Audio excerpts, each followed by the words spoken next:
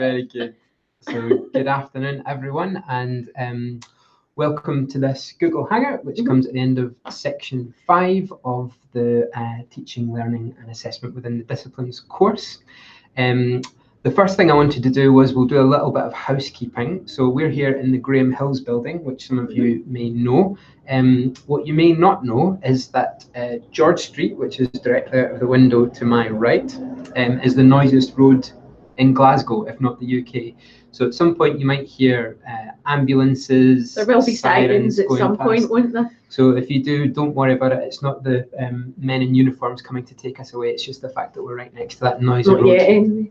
Not yet. We'll see how we get on. The other thing is we have the chat box, which I now have access to. Katie, you weren't here, but the one I did before Christmas, people were chatting in the chat box and I wasn't able to respond to them. Yeah, I can see it. And Jamie's saying hi. So is Claire Jeffrey. Hi, both of you. Hiya. So what would be lovely is actually if everyone who's joining us live at the moment, if you could just pop a wee introduction, a wee hello or something in that chat box, then that will affirm to us that we have at least an audience, which will be absolutely lovely. So do feel free to pop in and say hello. This will be the way in which we field questions as well. So as we go through, the idea is that this is a really interactive session and we want you to be able to, jump in at any point and ask us questions, ask us for clarification. If there's something that you wanted to ask but haven't had the opportunity to email us about anything in relation to the course, then do please feel free to use that chat box, which is working. Hello, yep. Aruna. Hello, hi, Ellie. Aruna and Ellie. Fantastic. So we'd definitely much rather have people to talk to, I think. So it's going to be much better if you're able to engage with us and ask us questions. I don't know, make funny comments about us even, that will be fine too. Fantastic. And we have this timetabled until 1:30, but Katie and I would both aiming, I think, to if we can keep the session a little bit shorter, I think that would be great for everyone, particularly for those who are not joining us live, who are watching the session as a recording. We want to keep it as condensed as possible. The last thing to say is Kate and I have had some conversations about this hangout this week, and we both had lots of discussions about what should be in our cups. So whether or not we would go for morning TV with coffee, or you'd mentioned Alan Carr. Alan Carr gets a bar out and offers his guests a drink, doesn't he? So my first question to you, Katie, is what's in your cup? Well, hopefully that looks like water, does it? It does, yeah. Yeah, good. And in my cup, I have Cherryade and 4 Pro Plus. Is that what you've got? That's what I've got, yeah. Happy days. So the first thing we'll do is we'll do a very quick review of section 4 and 5 before the majority of the time we'll spend talking about the assessments, which is really what comes after this point in the course. So starting with section 4, section 4 was probably the longest section that we've provided for you on this course, but it's one that, looking back through all of the contributions that were made and all of the activities, seems to be one that was really really useful and really beneficial. We started off by looking at threshold concepts and this idea that there are these kind of sticky points in the journey that students go through on our courses, which they can sometimes need a little bit of help to overcome. And one of the really interesting things that a few of you mentioned, which I found fascinating, was the idea that some of you yourselves on this course have been experiencing some of the things that we've been talking about and some of the concepts as threshold concepts, particularly those of you from STEM subjects. So it's really nice to be able to put yourself in the student's perspective and to use that experience to try and imagine what it might be like for a student who's encountering one of these difficult or problematic concepts for the first time. The things that I find quite interesting about threshold concepts is that when Rayland was doing this work on threshold concepts, he actually found that threshold concepts themselves was a threshold concept, and I find that really interesting. And it's something that we see playing out in the class when we deliver this face to face. So I'm quite interested maybe to hear what some of you thought of that, if you experienced it as a threshold concept yourself, and how you're able to take that forward. So it'd be really nice to hear how some of you perhaps work through that, because then we can maybe think about how you can support your students more with it. Definitely. So feel free, as I said, to use the chat bar to tell us how we're going, and we'll do our best to be responsive and nimble and work in some of your comments to what we're saying as well. It was really useful to see some of the strategies that the groups were proposing for helping students to negotiate threshold concepts as well. So some of you spoke about the importance of breaking down some of these concepts into their component parts and being able to explore them as like smaller bite-size chunks, rather than looking at a threshold concept in a very in a very kind of big and very sort of what can often be a very sort of challenging way of a concept that's actually made up of lots of sub-concepts which students are being introduced to for the first time. We also talked about some of the strategies for gaining access to the students' perspective on threshold concepts. So things like formative assessment activities, anything that can really help us to know how our students are doing in relation to some of these sticky points. We talked about the importance of making sure that concepts are applied and that we don't just keep the conversation at the abstract level, but that sometimes concepts just make more sense when we see their application in the real world. And I think that's a challenge that probably relates to lots of the different components of this course, not just staying at the abstract level as teachers, even if that's where we're very, very comfortable, but that everything we do has an application in the real world, because that's really about helping students to learn. Yeah, and it really links into the assessment and feedback session as well. I think, when we think about that one of Kay's first principle of assessment for learning being to design authentic assessment, it's really about making sure that students can see that real world application of things. We know that's what helps them to grasp concepts. So yeah, absolutely. And Claire has very helpfully said, yes, I enjoyed that section and definitely had a light bulb moment. So thanks for sharing that, Claire. Which is really what threshold concepts are all about, isn't it? It's having that aha moment when you really just, it all clicks into place and suddenly everything else makes sense. And that's really nice, Claire, that you were able to actually experience that in this part of the course. So that's really good. Definitely. The next thing we did in this section was we went through the Decoding the Disciplines worksheet, which again seemed like it was a really useful activity. I really appreciated the way in which everyone really engaged at quite a deep level with that activity, and because it can be something which you can just go through and sort of fill in the boxes, but it seemed like it was providing real opportunities for reflection, which was really, really wonderful. And this worksheet was really about giving us the opportunity to identify some of those bottlenecks to learning and think about, some of the strategies that we can develop as teachers to help students through those bottlenecks. So things like, modeling good practice and giving students the opportunity to practice themselves some of those skills that they're struggling with. We started getting into discussions about giving feedback and about promoting motivation by looking at some of the affective or emotional aspects of learning, which is something that we probably only really just touched on in this section of the course, which is really important. I wondered if any of you had the opportunity to perhaps implement something from that Decoding the Disciplines model, because it is a really nice model for breaking things down into their tiniest components. One of the things for you to do is to show your worksheet to someone who's perhaps not in your discipline. It can, really help you break it down even further. They can tell you, well, actually, that's not broken down enough. But I'm wondering if you can tell us on the chat if any of you have actually implemented your Decoding the Disciplines worksheet, and if you've had any success with it. That would be really quite interesting to know, because although we like to see what you do in class, it's actually the real pot of gold is when you can actually go and implement something in class. So if any of you have had that opportunity so far, do let us know in the message panel. Yeah, we had a little buddy system, didn't we, where you were giving comments to one another on your worksheets. Right. And so I think that worked relatively well. I think that there were some really excellent comments. Again, I was looking through the worksheets and the comments at the beginning of the week, and it sounds like there were some real opportunities for engagement with that. Absolutely. Like Katie said, this is something, these activities don't have to be a one-off event. If you do find them useful, take it back. Taking them back to your discipline, having conversations with people outside of your discipline, it can be really useful for sort of extending your own learning on this journey as well. And so we then looked at signature pedagogy. So like I said, this was a long section where we covered quite a lot. There were loads of really interesting reflections on the signature pedagogies that you identified within your disciplines, and some of the opportunities to kind of challenge or modify them. And I think in almost all cases, you were describing the opportunities that did exist for modification of those signature pedagogies. So no one really thinks that their discipline has the perfect pedagogical approach.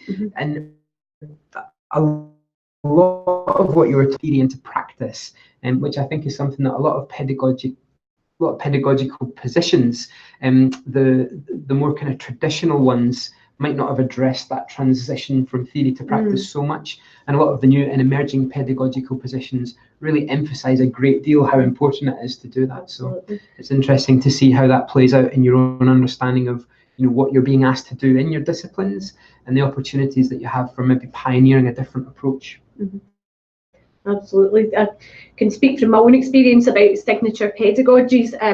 When I was out within my department and in my faculty, practicing and learning and teaching and direct student contact, I wasn't really aware of signature pedagogies as a particular theory.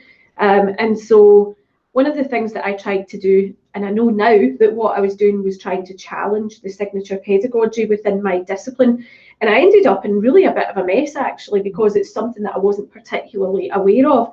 I became a bit sort of despondent with the traditional methods of teaching that I was doing, sort of lecturing. It wasn't really working for me, and it wasn't working for my students either. So one of the things that I decided to do was to introduce a flipped classroom approach.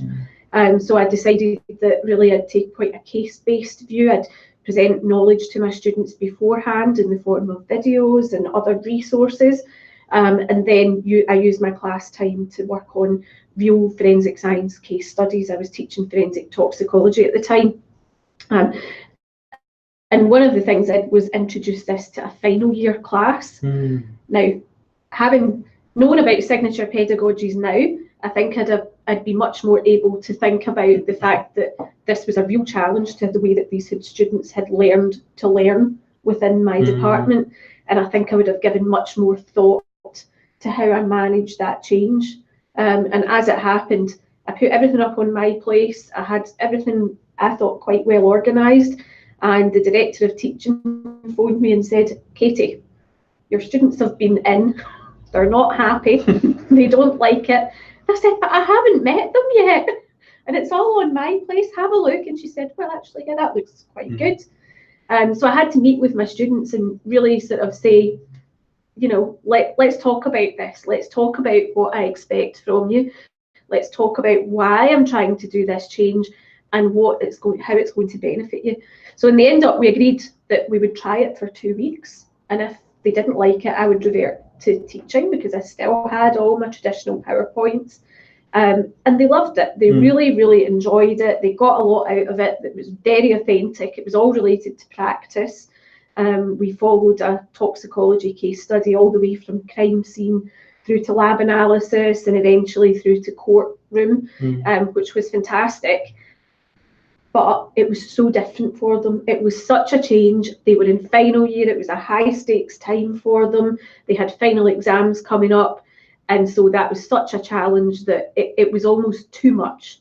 So I think, knowing what I know now about signature pedagogies, I'd be thinking much more about how I manage that change. So again, just really trying to get you to think about not just the theory, but as Sean says, thinking about how you can integrate that theory into your practice and make it work for you as well. I think that's the important part of it, really. And so interesting, because much of what we've spoken about with signature pedagogies is about the opportunity to innovate and see opportunities for change, but then also making sure that we're situating that innovation within a context and understanding the sensitivities of the context, the relationship between what we're doing and what other teachers are doing. And I mean, just a question, Katie, if you had to do this again, would you try starting with first year students rather than waiting until they were in their fourth year? Do you think? Yeah, I took it a step further the following year. Oh, you did? Okay. Because it's always good to keep changing things, and we learn from our mistakes. That was definitely a mistake in my part.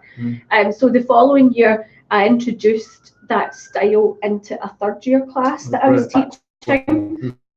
first year at that time. So I introduced it to my third year class, and I did it in a very measured way. So I introduced some classes as flipped classes, and I introduced a different variety of classes to them. So I also did some skills sessions with them where I worked on things like exam technique. So they found them so useful that as we went through the class, they started to ask for more classes in the flipped style so that we could work on different skills within the class session. So that worked much better for me. And I found that when those students came back in their fifth year, they knew what I would do. They were expecting the flipped classroom. They knew that I taught in that style and that it benefited them. So that was something that was much more useful. But I do think it would suit a first year class. I think a lot of teachers might be thinking, oh, maybe that's not for first years. They maybe don't know enough about learning yet. Maybe they're not independent enough to manage that. But actually, the way we teach students in first year is really important, because that's how we teach them how it is to learn at Strathclyde University and what it is to learn in that department. We set those signature pedagogies up right from first year. So I think that's maybe perhaps one of the most critical classes to think about, is those first year classes, because that's where they learn how to learn at university. Fantastic. Grand. So that's signature pedagogies. The last thing we looked at in section 4 was the relationship between, and it's really interesting in light of your story, Katie, the relationship between signature pedagogies and classroom management challenges. And then the participants were all looking at ways in which they can provide solutions to some of those classroom management challenges. And this was a new activity that we'd never done before, and I really enjoyed going through and looking at the Google Sheet and seeing you almost had like a if I was thinking about a manual for overcoming classroom challenges, and I just wanted to look through a kind of toolkit things that I could try. That's really what you provided in relation to your disciplines. So there's loads of great suggestions about how to overcome things like, low attendance at lectures, how the challenge of engagement, what to do when students are passive, when we're trying to encourage them to be a bit more active in learning. And then the last column, which was about how you would evaluate the impact of those changes as well, I think is really, really useful, because if you are in a situation like Katie, where you do challenge the signature pedagogy and you do something different, one of the things which probably others in our department will be looking at, and the students to an extent will be looking at as well, will be the positive impact that those changes have made. And so if we're able to use things like, surveys, or even sort of little focus groups, or ways of using the sort of online analytics that MyPlace provides us with, to just see that the changes that we are making are having a positive effect on those areas that we're trying to work on, then that gives us, confidence in ourselves. It can help us to make changes progressively. So we try something, we see the impact, we try something else, and then it can also, I think, give us that that almost like the authority when we come to present these things within our discipline, say, actually, this does work and I can show that it's working. Absolutely. And, just also thinking about ADRs, and thinking about when you eventually look to be promoted within the university, it's really useful to be able to demonstrate your impact within your work. So that's something that we should all be thinking about. Awesome. Do you know what I'm just seeing in the chat as well? I think a few of the participants have got together and are using the same login, so that's nice. Yeah, I can see that there's some people watching together. Yeah, you can tell us what are in your cups as well. I'm only joking, it's water, of course. I don't have Pro Plus in my cup. Wonderful. So section... That would be a good message, wouldn't it? What's in your cup? What's in your cup? Maybe we could have that threading through today. Maybe. What's in your cup? Can they send us pictures on there, no? No. No, oh, that's a shame. No, they can send us pictures other ways. Oh, Group 4 is united and has cake. Well done, Group 4. That's good, isn't it? I like that. Good for you. Good for you. Good for you on being united. Got coffee. It's not decaf, is it, Anne? Not if I know, Anne. It's not. Fantastic. Brilliant. So we'll do a quick review of section 5, and then we'll come on to looking at the assessment activities. Do you have any questions about section 4 before we do move on? No, Anne's not got decaf. That's fully leaded coffee. She's responding to our messages. Do you know, I love that we can interact and chat with people on here. I'm going to close these blinds just because the sun's coming through now. Light So give me keeps changing, 2 seconds. doesn't it? There we go, that's better. Awesome. There you go.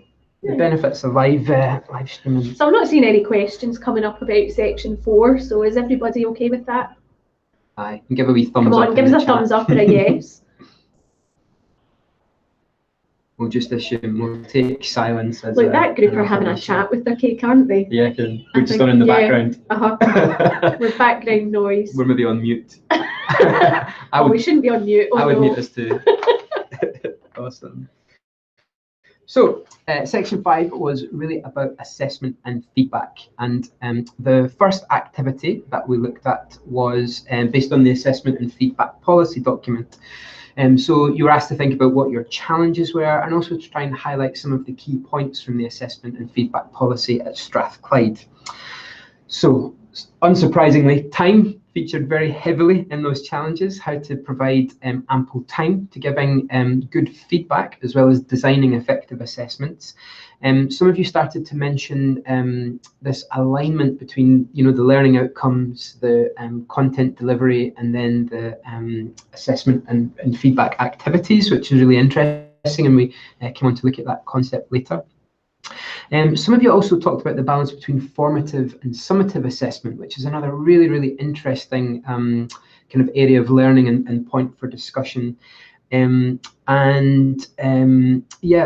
I think this was a really interesting way of just sort of locating where we are in relation to assessment and feedback right at the beginning of that section, and also familiarising you with the assessment and feedback policy, which is really important because obviously we're delivering this policy on behalf of the institution.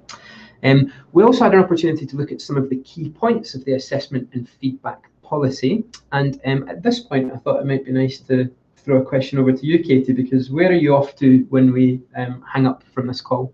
Shortly after this is finished, I'll be heading over to the assessment and feedback working group for the university. So the assessment and feedback policy is currently under review. So a group was convened by Senate to review the assessment and feedback policy. It was put in place in 2014, the current policy. And so this group was put together just to do a review since it had been in place for a few years, to make sure that it was still fit for purpose, to make amendments that were necessary, and then to make sure that we could embed the policy and try to think about how to support staff in that embedding of the policy.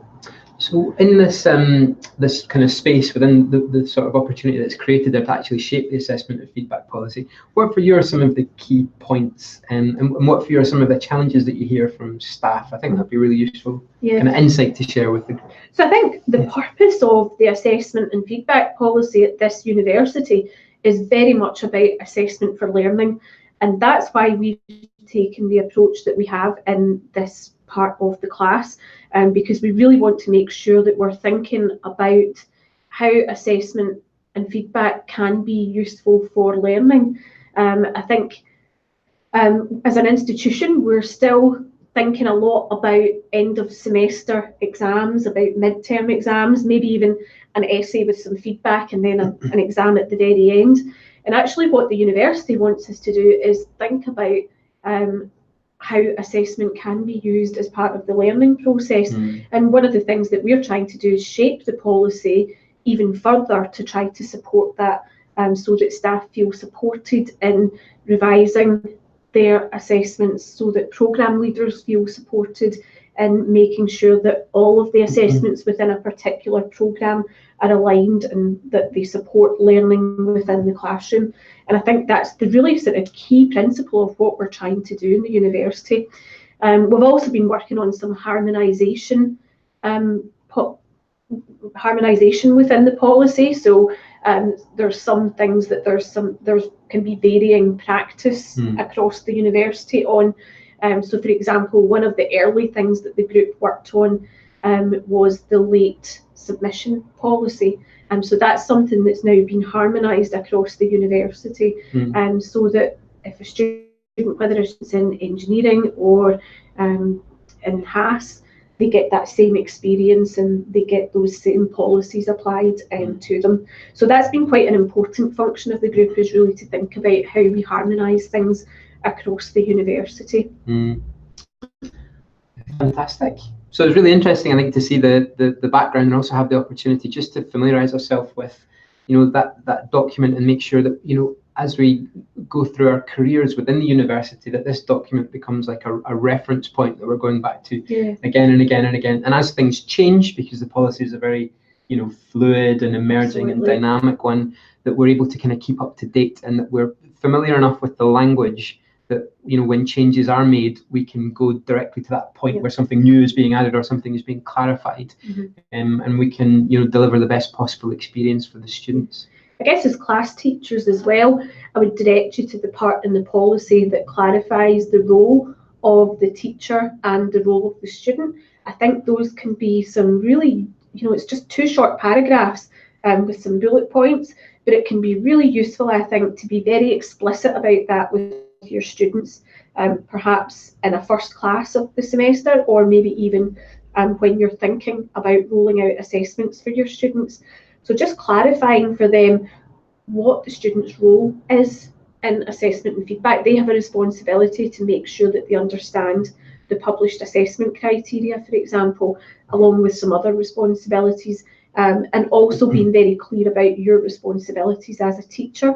And I think just creating that shared understanding between yourselves and your students can be something that's really quite powerful and can empower the students to come and ask you questions. So I'd suggest perhaps thinking about using that within the class. So, the policy is there to support you and to help you. So perhaps, again, think about ways of being able to take that policy document and make it useful to you in your practice. Fantastic. The next thing we did in the course was we went through a bit more of a kind of teachy activity with some videos and a bit of a talk over, which helped to sort of illustrate some of the concepts which are really at the heart of that assessment and feedback policy. So within the policy, again and again, you'll see, once you're familiar with the assessment for learning approach, you'll see where that feeds into and where that kind of has given shape to some of the statements and some of the principles within the policy. So we really wanted to familiarise you with some of those ideas, give you an opportunity to explore some of those concepts, and also to really make sure that we have a clear understanding of what summative and what formative assessment looks like, but then also to have the opportunity to maybe challenge some of the taken for granted assumptions that we might have how we should do assessment and how we should give feedback on a course. That takes us back, of course, to the discussion of signature pedagogies in the previous section.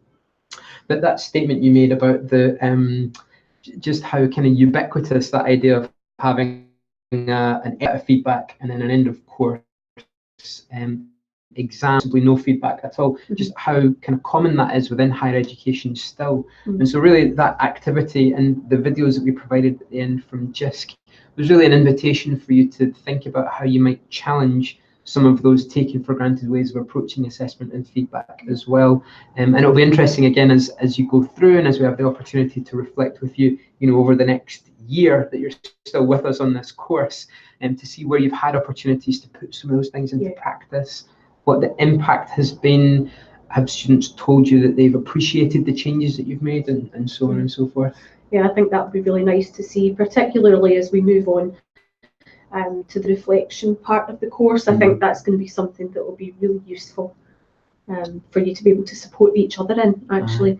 And I think it's useful also to know that we've given you a model that's supported by the university policy. So I hope that really gives you some confidence in the changes that you propose and in the assessments and feedback that you design. Absolutely. We then had this gallery walk activity, which I don't mind saying, I don't think my hair was received before I put that gallery walk activity together. That was quite a complex one, and thankfully... It looks very nice, Sean. Oh, thank you. But my hair or the gallery walk activity? Well, both. Yeah, I think your hair looks lovely. Thank you. But it seemed like from the feedback, and I really wanted to just kind of point out how excellent the group leaders' reports were in relation to that activity, because you can tell that all of the groups got together and had, a really kind of fruitful conversation, and the group leaders did a really good job of synthesizing that discussion to the extent that we felt that we could sort of, we could get a flavour of the discussions. It was as if we'd kind of been in the room with you. So it was really useful. That was really excellent, and I'm glad that the opportunities to, I think, explore some of those case studies in practice, and again make that transition from theory into practice, looking at what exactly and what practically you could do to try and embed some of that assessment for learning approach within your teaching, seemed to be something which was really useful. Yeah, and I thought that was really useful. Really benefited from. In fact, I was having a look this morning at some of it's okay if I do this now? Yeah. Of course, yeah. So I was having a look at some of the comments that you had made. Claire, I was reading what you wrote in group 1, and I thought it was kind of interesting that you started off talking about how it was actually quite difficult to classify assessment and feedback activities into one or other of the 6 principles. And I think that's actually quite a good thing when I was thinking about it, because what it means is that in the assessment and feedback activities you're talking about from your practice, you're actually using multiple principles and making sure that several of those principles of assessment for learning are embedded within your assessment and feedback activities. So I viewed that as actually a very positive thing, because of course the goal is actually to try and use lots of them. We don't really design assessment activities to fit with one part of a framework or one principle out of a framework, but really to try to embed those as a whole throughout what we do. So I thought that was really quite an interesting way to approach it, and an interesting way to highlight that. So I did enjoy reading that. Cool. I'm sorry, I'm just looking on at the other things that I'd highlighted, because there were quite a few things that were really interesting. I noticed that some of group 1 are actually working in vertically integrated projects, and I find that really interesting. So for those of you that don't know about VIPs, those are really authentic assessment projects. It's students from more than one year group who come together to work on real world problems that are difficult to solve. And I was just impressed that some of you are working on those. These are really excellent practice. So it's nice to see that some of you are already involved in some of those really innovative pedagogies that are taking place in the university at the minute. That's fantastic. Grand. And then the very last thing in that section, of course, was our reflective blogs. So there are still a few of you who have a bit of catch up to do around the reflective blogs for section 5 and for section 4 as well. But that's not too much to worry about. The flavour of those blogs from section 5 was that it seems to have been quite an eye-opening course and set of activities. So we're really happy that that's been the case. And again, I'm sorry, I'm just going to interject. Oh, yeah. Anne's just comment discussion, but it seems that one of the things that you guys got out of that was about finding out about assessments within other subject domains, and that's actually really important. You can learn so much from how we get so caught up in our own subject domains that we get almost caught up in that signature pedagogy of assessment. So then to be able to think about what happens in other areas of the university, it can really open our eyes to how that might work within our own areas. So I'm really glad that that was something that you got out of that activity. I think that's really important. Yeah, that kind of interdisciplinary perspective, I think, is so important. And because a lot of the innovations that might be useful to us might be things that we're not actually experiencing from our own disciplines. So being able, for the colleagues who are in HAS to be able to see what the vertically integrated projects and disciplines like engineering look like, I think is really useful. And that's one of the things that we hear again and again, isn't it? The feedback that we get from this course is that the interdisciplinarity is something which people really benefit from and really enjoy. But often people come into this class thinking, I don't want to work with all these people from across the university. I want to work with people from my own discipline. But then it's always the thing that people get out of it. And I'm just thinking about group 4 who are sitting having cake together. Isn't that lovely? Aye, it's absolutely fantastic. And you should keep meeting up for cake, because you can continue to support each other throughout your careers at Strathclyde. We often find that people who sort of meet and form friendships and networks through this class, those can be quite enduring networks that can be a big support to you. So do think about that. Definitely. Yeah, the action learning sets I think will be another opportunity for I cake think as that's well. really going to help. Cake definitely helps with action learning sets. For sure. Perfect. So again, there's an opportunity now if anyone had any questions about section 5, the activities in section 5, or any of those kind of aspects or concepts of assessment and feedback that we didn't have an opportunity to study within the course. We're both smiling because Anne only has virtual cake. So do we. Nobody's given us any cake. No. Never mind. That's a lovely emoji though. It's a very. I do like that cake emoji. It looks quite delicious. It does, yeah. Now we want cake. I know. Fantastic. Grand. So I think let's spend the next, if we can spend the last sort of half an hour or so, I think, talking about assessment. Then, if there are any questions about section 4 or 5 that come up as we're going through, do feel free to jump in and add them in the chat, and we can kind of jump around a wee bit. Absolutely. But yeah, so essentially we're at the stage now where all of the content has been delivered on the course, and we're now at the stage where we have a long period where we have a number of assessment activities. That's great, group 4. Good, Robert. Do you know what? That's actually really nice to hear, that you did all want to work together. Yeah. It's just that it's a trend that we do see when people come into the class. They often feel they would like to work with people within their disciplines. They feel initially that might be where the learning is, but it's fantastic that you all wanted to work together right from the start. And it sounds like you've had a really good group experience, so I think that's fantastic. And even without cake is the comment here, so that's even better, isn't it? But it's still better with cake, so I'm glad you've got it. Fantastic. Grand. So the logic of having this long period of time dedicated to assessment is to do with the mapping between this course and the UK PSF and HEA fellowship process. So this class offers you an opportunity to apply for either Associate Fellowship of the Higher Education Academy or Fellowship of the Higher Education Academy. So this class on its own can lead to Associate Fellowship of the HEA, so that route might be suitable for somebody perhaps for whom teaching isn't your main job activity, or for people who have a more limited teaching experience. So have a think about whether Associate Fellowship is for you. If you feel Associate Fellowship is for you, on the My Place page there is a section where all the HEA Fellowship forms are available, and to do that you should complete the AFHEA taught application form and submit it to the email address on the form. Okay. You would also need to submit the UK PSF tracker document. It probably looks more complicated than what it actually is.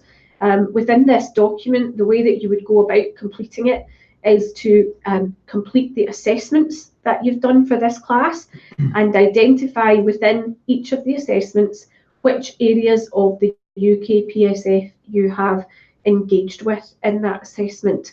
So hopefully we have designed this class so that you have the opportunity to engage or to demonstrate your engagement across the whole of the UK PSF assessments as a whole. But again, this is an individual document. It's something that you should do as an individual. What did you as an individual cover in each of the blogs, for example, and think about those, okay? If you think that fellowship of the Higher Education Academy is for you, then there is a form that goes along with that. There's also an additional requirement. So the requirement for you would be to do this class plus one other 20 credit class from the Learning and Teaching pathway. So do have a look at those other classes that are available and think which ones might be suitable for you. Okay, and again, the process is the same about completing the UK PSF tracker and to submit the taught application form.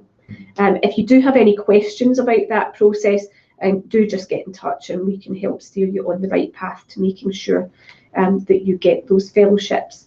But it is something that you should consider applying for. Particularly, I think fellowship of the HEA can be something that supports you with mobility across institutions. Sometimes staff development is supporting staff to be more mobile. So if you think perhaps that a move to England might be something that you would consider at some point, you should be aware that this is really second to a PhD in terms of requirements for positions down south. So do think about that. And of course, when things happen down south, they tend to become that way here. So I would expect that in the future, fellowship of the HEA will become much more important in Scotland as well. Georgia, you're asking about do you submit the application for fellowship at the end of the TLA module?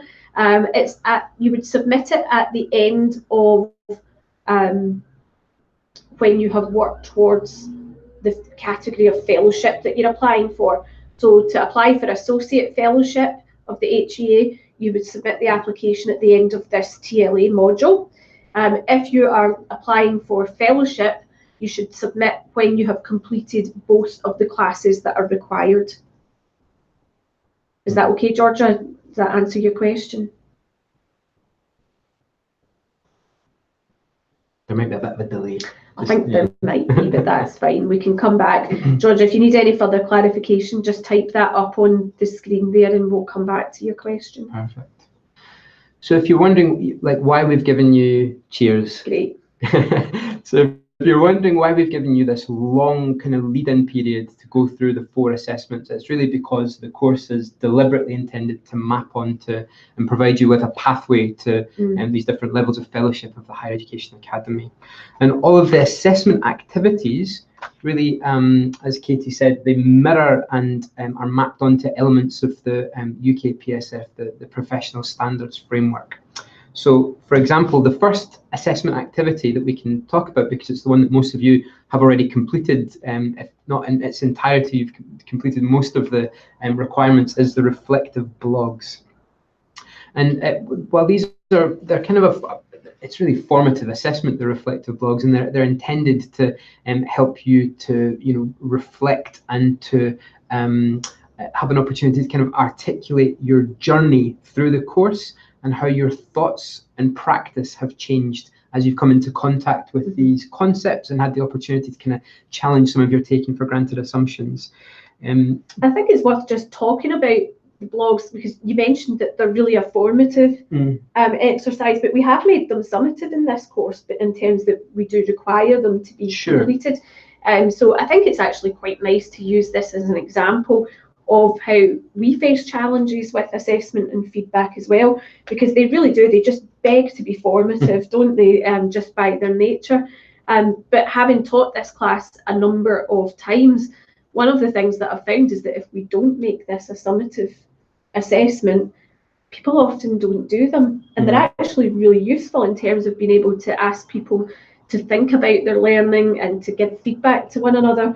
So I always think it's quite useful just to point out that, these are challenges that we face too, and it's something that we have to work through and, tweak. One of the groups I noticed in their assessment and feedback discussion postings after the gallery walk activity sort of mentioned about the fact that, well, actually, what if it's not successful? What if you're not able to implement it in a successful way? And I think that's about just making changes as you go along. So, and that's kind of what we've done with this exercise, throughout different iterations of this class. I've made lots of adjustments to try to make this have a formative feel, but yet to get people to engage with it. So that's something that you have to sort of play around with a little bit. But I often think it's useful for you to see that we have the same challenges as you do. Absolutely, absolutely. Sorry, I totally took a side. Not at all. No, not at all, not at all. And I mean the blogs. Yeah, I guess they've also provided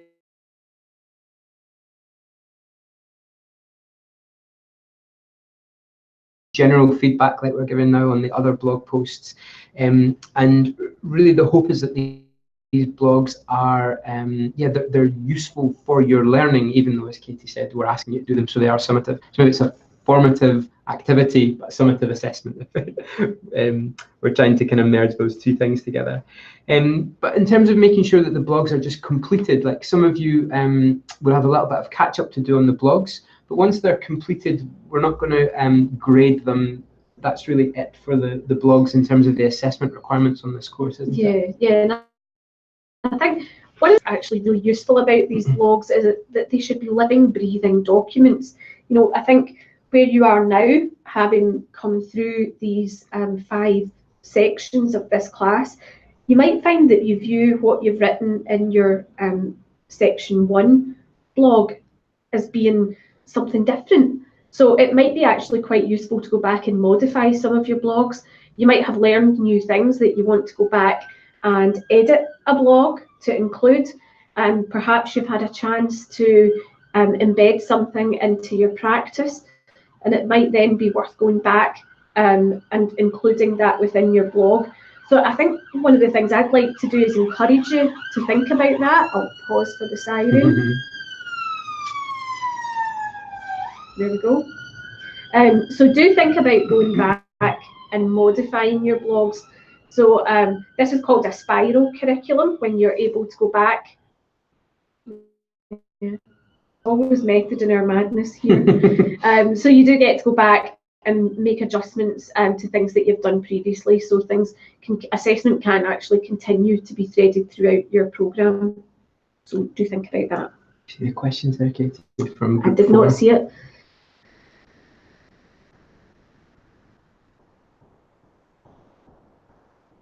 I think it's a really good question, isn't it, Group 4? So Group 4 are asking whether a formative piece of work can be, that make it summative. And yeah, that's a good question, isn't it? Because I think when you require it, it makes it much more summative in feel. But I think in the case of this class, it's much more helpful for us to make it required, because it can be difficult to encourage people to do it. But I think the learning is much more formative. So it's more about, I think there are some people who don't really like to classify. There's a school of thought within assessment and feedback publications where they don't really like to classify assessments as either formative or summative. And I think this is a case where that would apply quite equally. They like to classify assessments as high stakes and low stakes, and it's really a bit of a spectrum. And I think that model would fit for this type of example much better, Group 4. So I don't really have a specific answer to your question, but perhaps a different model of language of assessment feedback might benefit that particular question.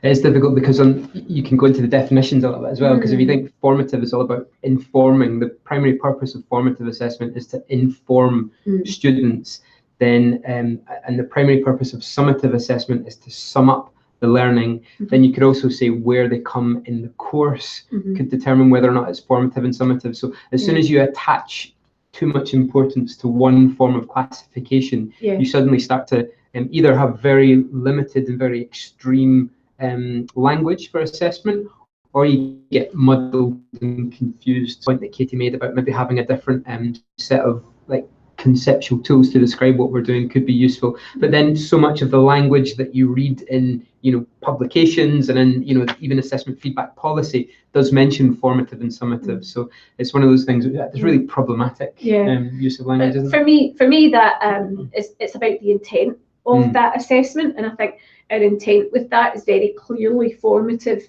but it's certainly an interesting discussion point for. I'm glad you raised it. That's right. That cake's obviously feeding the brain as well as the stomach. It's actually quite nice that you're all together, because you're obviously having discussions about what we're talking about and side discussions, which is really going to help your understanding. So make sure you fire all those questions off to us. So that's great. Yeah. And I'm suggesting it's a hybrid assessment. Totally, Anne. Yeah, you're right.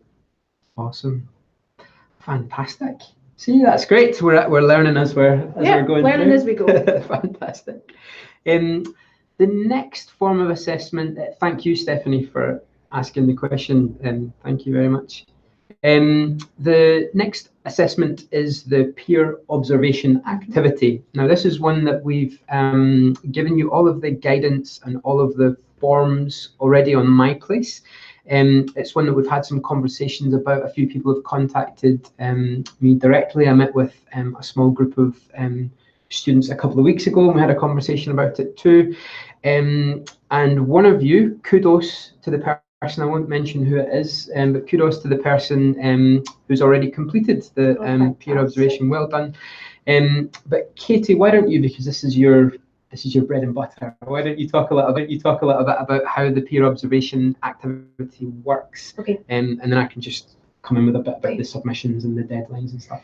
So the purpose of the peer observation activity is so that you all have a chance both to be observed and to observe someone else in your teaching practice. And so what we do is we ask you all to have both a disciplinary observation done and an interdisciplinary observation done. So you can use people from the class to be your interdisciplinary observer, which means that you'll get a chance to observe each other. But we also ask you to select someone from your own discipline area who's experienced in learning and teaching and who has an understanding of the UK PSF to do an observation for you as well. And hopefully the complementary nature of those two observation types will actually be really quite useful to you. We do have some forms that we ask you to complete and upload. The first is a preparation form so that you can be clear about your intentions of the class that you are being observed in. The second is a form for your observer to complete and then give to you to be uploaded. And the third is a reflective form for you to complete when you've had your observation done and when you've had that feedback from your observers. So you have to upload all those forms yourself together. But I guess, although we have forms, that's the sort of formal aspect of the assessment, but I actually think that probably the most useful part of this process is those discussions that you have with the people observing you. So that we do want you to capture some of that in your forms, but I think those discussions are actually what can be most helpful. It's about discussing what your observer noticed, thinking about what changes you may or may not make to your class. But I would strongly suggest that emphasis should be on the discussions. The forms are there for you to record your observations and to let us know that you've had that successful and meaningful interaction with your observers, but really think about getting the most out of those discussions. Think about the class that you want to be observed in. Think about what would be useful to have somebody come and observe you doing. It would be very easy to have someone come and observe a session that you know goes well, that you're going to get good feedback for. But actually, it can be much more useful to be observed doing something a bit different, doing something new, trying something out, and just have someone there who can tell you, well, I think this part of it went well, you know, this part maybe you could do this or that. So I think very carefully about what's being observed and how you can actually get the most out of it. So that can mean being a bit uncomfortable. It's uncomfortable to try something new, particularly when you're being observed, but that might actually be quite useful for you. And we take quite a broad approach when we're describing teaching in this context, don't we? Because I think in this class we have, it's probably unique in that we have a number of people from the learning technology family, and some of you are from the researcher job families as well.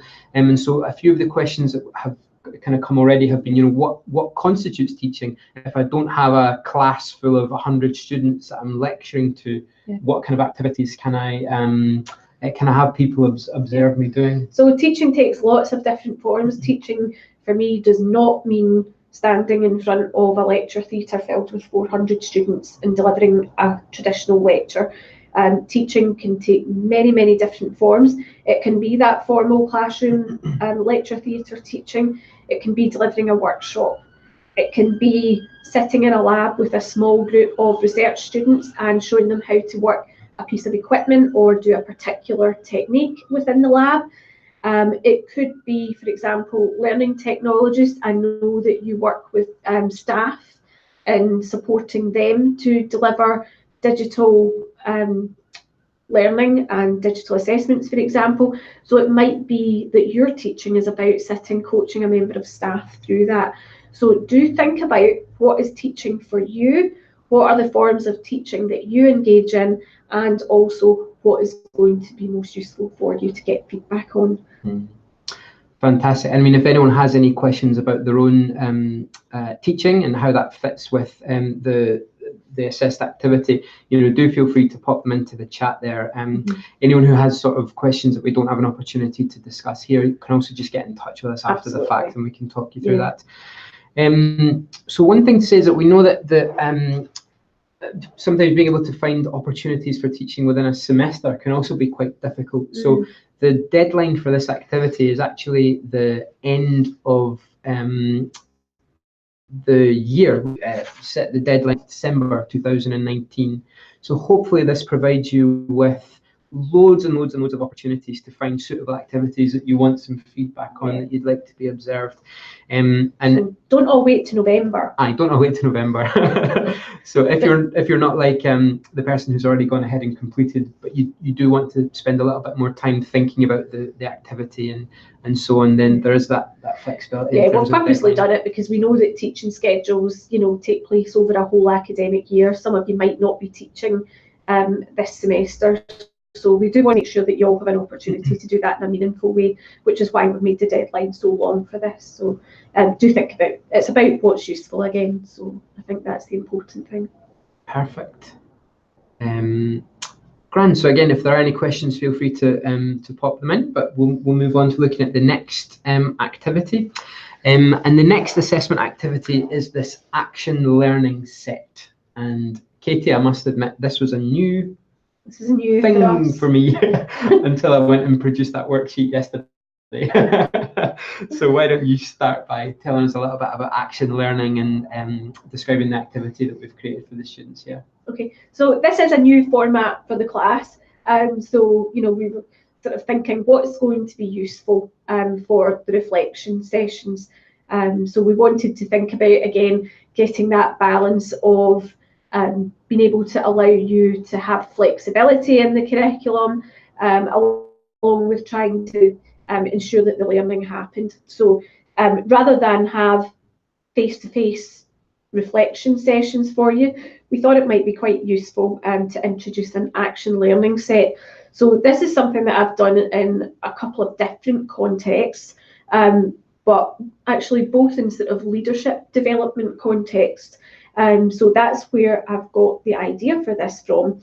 Action learning set is an opportunity for a group to come together to problem solve a particular challenge that one of the group faces. So what we're asking you to do with the action learning set is to decide among yourselves when you would like to meet, okay? So think about what would be a good time for your group to meet. Everyone in the group brings along a challenge that they're currently facing in relation to their learning and teaching, okay? It doesn't have to be a huge problem. It can be quite a small, manageable problem that the group can then think about. So Stephanie, what we're talking about now is the action learning set, which is the next activity it's going to be made available next week. Sean, is that right? It's already is it available now? Available, yeah. Let me just see what we've called it in this window. I think it's. This is your first. Okay, so this is going to be your first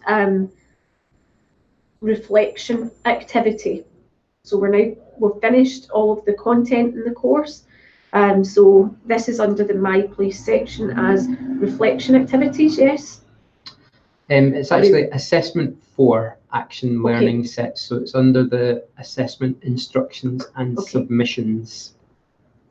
We've got the instructions there and the link to submit down at the bottom there underneath the other one. Okay, so under assessment 4 action learning sets, okay? So you might be able to navigate there and have a wee look at it while we're talking about it. But essentially, everyone in the group brings along a challenge that they're currently facing with their learning and teaching. We kind of break this, we've given you some quite specific directions for how we want you to structure the session. And one thing that I would say to you is that this works best if you actually follow the instructions. Action learning sets is not about the rest of your group giving you answers to the problem, or telling you, oh, that happened to me once and I did this. Action learning sets is about empowering individuals to be able to find the answers themselves. Okay, so we ask you to break it down into a number of sections. The first thing that we ask you to do is that the person who is bringing the problem to the group or the challenge gets some time to explain the challenge and the context of the challenge. We then ask the rest of the group to have some time to explore that challenge. So that might mean asking questions that clarify the nature of the challenge and the context, and those can often be quite specific and closed questions. We then ask the group to go on and explore the challenge in much more detail, which means asking very open questions. So, for example, you might ask, well, what if your audience wasn't disengaged? What would you do with them then? So trying to explore the problem from different angles that you might not have looked at before. And then finally, we ask you to have a section where the person who brought the challenge gets to think about how they might take it forward. And I think we ask you to identify 3 individual ways in which to take that problem forward. So it's really a way of troubleshooting and thinking problems through. And Group 4, you're obviously gelling really well together. So hopefully this is something that, having got to know each other a little bit, it can be a little bit easier to do an action learning set, where it means bringing sometimes quite personal work-related issues to the table. So hopefully this will be something that's actually quite useful to you in quite a real sense, because one of the things that we really try to think about is how we bring this into the classroom, because really this is a work-based learning class. It's about how we can support you to improve your practice experience for your students. So hopefully that's going to help you take these content-based sections of the course and think about how you can implement them in practice and how you can support one another with that implementation. And I know, because I did a little bit of kind of reading around this, I know that it can be a bit mechanical in the beginning to think that you're in a situation where someone brings a problem, and then as the other members of the set, you're only really supposed to ask them questions. You're not meant to volunteer your own experience or, you know, give them solutions. So it can be a little bit mechanical, but I think as an approach, it's something which, you know, has been used at like the highest level of government and decision making in the EU. So I think it's something that's worth trying and worth like really trying to stick to as a powerful technique. It can be really, really powerful to get somebody to uncover those answers that they have within themselves. But as a group asking the questions, those exploratory questions, it can be very difficult to hold back from giving potential solutions to the problem. So you will have to bite your tongue. And maybe wait till the end when you get to share some cake, and then perhaps you can share your examples and personal examples of when you've dealt with similar problems. But at the point really is to get the person experiencing the challenge to explore it from different angles through those group interactions. So do give it a go. Do please try to do it the way that we've asked you to do it, following the format that we've asked you to do. Perfect. And just a bit back, because I know that the instructions have just been added to MyPlace recently, but you'll see on the timeline in the top right-hand corner of the MyPlace page, you see once we've passed the Google Hangout, which is down on the bottom row, third from the left, the next activity is the reflection sessions. So we've got these assessed action learning sets, which were online from the 28th of February.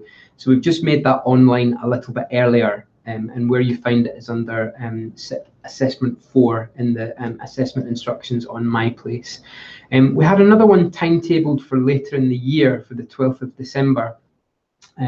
So we'll have a think about how we can use that opportunity to kind of complement the action learning sets. Yeah, I think I'd like to be quite flexible on how we do that. I think one of the things that we'd like to do is get some feedback from you guys on how your action learning sets went, first of all. But then we'd also like to, I think, work with you to make sure that that final reflection session can be something useful. So we can work with you guys just to determine, would you like to, for example, have someone come in and speak to you? We could think about maybe somebody from the leadership of the university in terms of learning and teaching, or we can do another action learning set, or we can do something quite different. So end of class, I think, reflection altogether. So we're really quite open to how we use that last reflection session, but I think the important part being that it should be something useful to the majority of the class. Perfect. And so for this one, normally in the face-to-face version of the course, we would have a time for these reflection activities where everyone would come together. Again, recognising the flexibility that this version of the course offers us.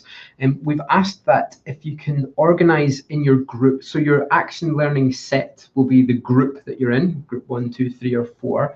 And if you are able to organise your meeting by the end of semester 2, which finishes on the 17th of May, and then there's just that everyone has to upload a really, it's like we've used a blog, but it's literally a couple of points and maybe a paragraph or two about the areas that you're going to take away and try and work on.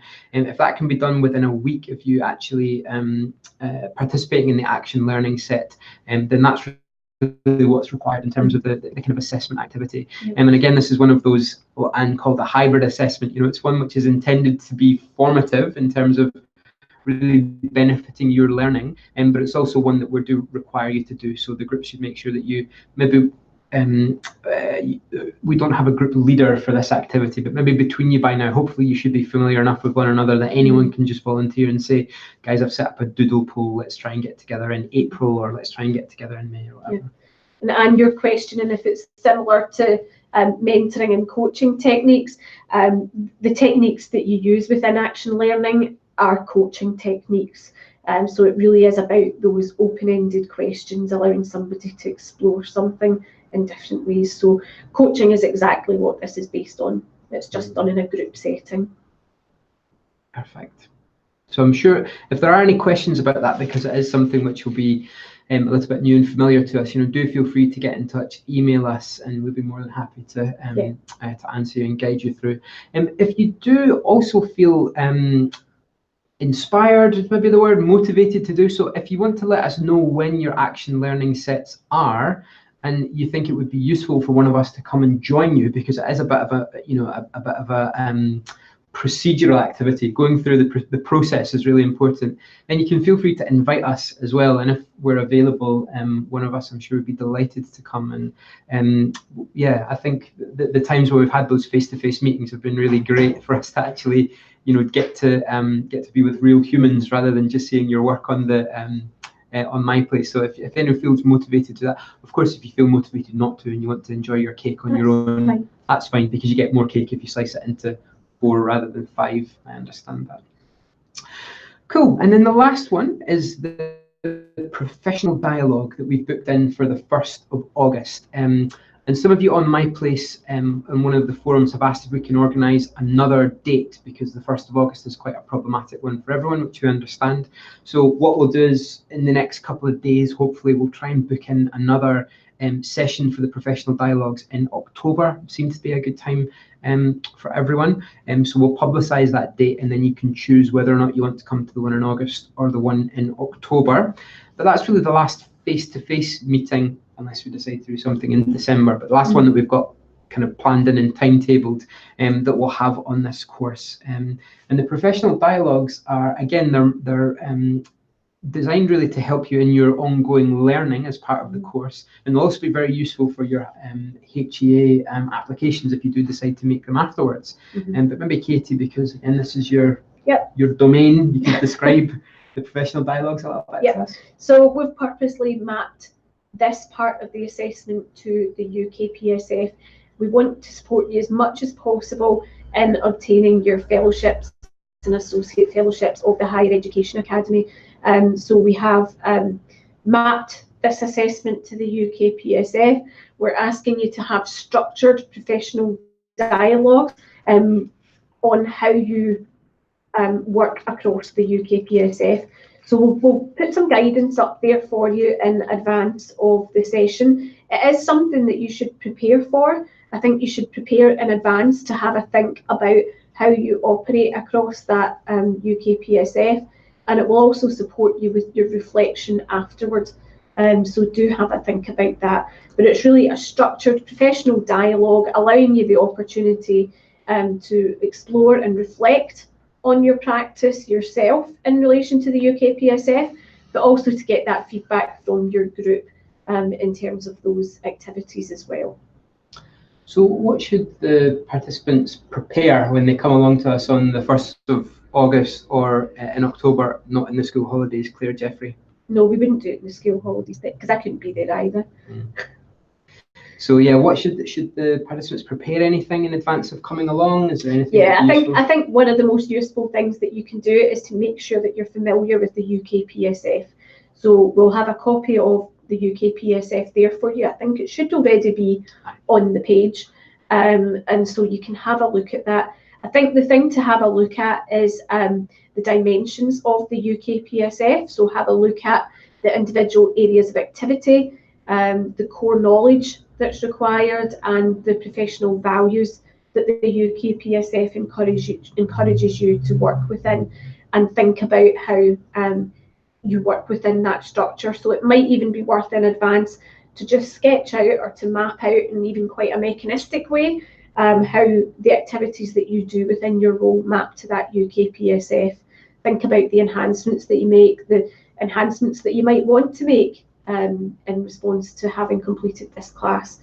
So that's the type of preparation that I would think to do beforehand. Perfect. So hopefully then that's provided you with a bit of familiarity with the assessments and also some of the rationale behind why we're assessing in this way, which I think is an interesting, thing to know from your perspective too. If there are any questions that any of you have, again, feel free to pop them into that chat box. As much as possible for the assessments to be, although they might be unfamiliar, we've tried to give instructions so that you can work through the instructions and work through the assessments, on your own and in your groups. So if there are questions, we're more than happy to answer them, but don't feel free just to kind of crack on with them, like the organising the peer observations and choosing a date to get together for your action learning sets. Just feel free to crack on with them and organise them around your schedule, which is really what that long period of time that we're working with, that's the affordance that really gives us as well, which is wonderful. So we'll hang on for just a few secs until I will see if there are any more questions. But just take the opportunity really to thank you for your engagement and your participation, both in this hangout, but also within the class so far. It's been really fantastic. I've been really impressed, I think, by the level of the level of sort of enthusiasm and the depth to which you've gone in these activities. I think the quality of your engagements is really shining through in what we are seeing, so that's really fantastic. It's been really great, and you've also helped us with this new version of the course, which is something that we're putting together as well. So your your feedback and your comments, and also your ability just to kind of help us muddle through when things haven't quite gone to plan and haven't been ideal, has been really wonderful. And so thank you so much for all of that. And yeah, like we said, we're here, the course is ongoing until the end of the year, so we're here at any time to discuss any aspect of this. If you have an experience in your teaching that you think relates to the course and you think I'd love to just have a chat with someone and think and reflect more about that, then you do feel free to use your group. Feel free to get in touch with us for opportunities for a bit of extra reflection, if that would be useful. Yeah, thanks again. Thank you to you all. Wonderful. So I know what's going to happen is we're going to hang up the call and then I'm going to see a bunch of comments coming in, but I think we might call that a day, shall we? Yeah, I think so. We must all be hungry by now. It's lunchtime. Definitely.